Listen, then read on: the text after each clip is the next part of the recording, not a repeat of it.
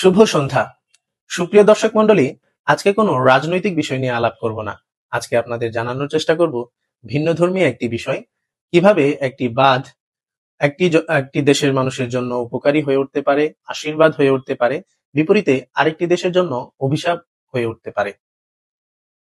নীল নদের উপনদী হচ্ছে অ্যাবে নদী। এটি ইথিওপিয়ায় অবস্থিত।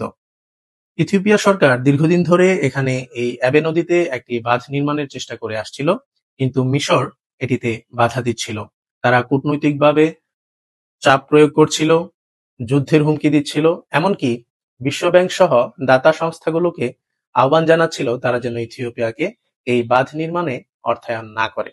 কিন্তু ইথিওপিয়া সরকার তাদের লক্ষ্যে অটল ছিল এবং 500 কোটি টাকা ব্যয়ে কিন্তু তারা বাঁধটি নির্মাণ শুরু করে 2011 সালে।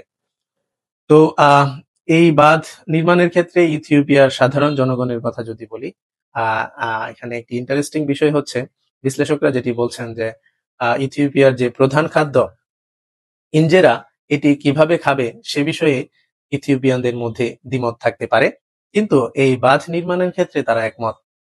আরেকটি বিষয় হচ্ছে, ইথিওপিয়া জাতিগতভাবে বিভক্ত একটি দেশ এবং নানা সময় এই দেশটিতে সংঘাত লেগে থাকে, কিন্তু বলতে গেলে এই বাঁধটি দেশের মানুষকে ঐক্যবদ্ধ করেছে, একত্রিত করেছে।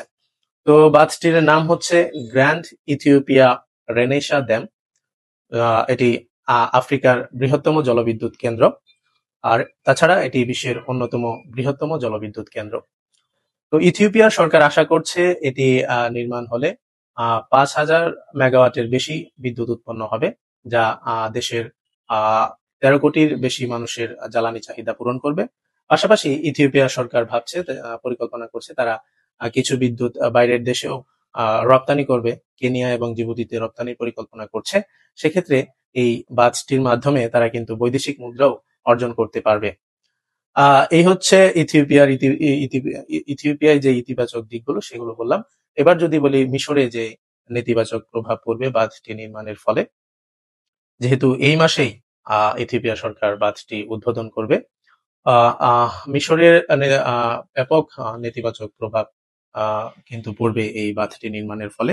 এতে কিন্তু নীল নদের পানির প্রবাহ কমে যাবে এবং মিশরে পানির তীব্র সংকট দেখা দিবে। আর মিশরীয়রা এই বাঁধ নির্মাণের বিষয়ে যেটি বলছে, তারা বলছে তাদের দেশের 93% অঞ্চলই মরুভূমি। কেবল 7% অঞ্চলে তারা প্রায় 10,70,00,000-এর বেশি মানুষ বাস করে নীল নদের তীরে, এবং তারা বলছে যে মিশরীয় সভ্যতাই গড়ে উঠেছে এই নীল